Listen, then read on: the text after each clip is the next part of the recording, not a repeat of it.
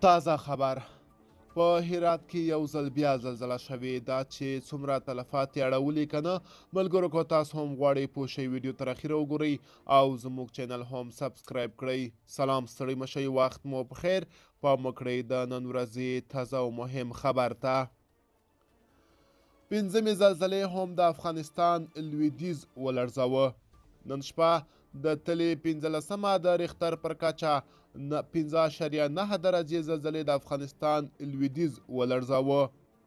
له دې مخکې هم په همدې سیمه کې 4 ځلې نورې هم شوي چې لومړی د ریختر پر کچه 6.3، دویمه یې 5.5، درېیمه یې 4.1 او څلورمه زلزله یې 6.2 ثبت شوې ده. امریکا د ځمکپوهنو ادارې د معلوماتو له مخې د دغو زلزلو مرکز د هرات ولایت د زنده جان ولسوالۍ تر څیرمه دی.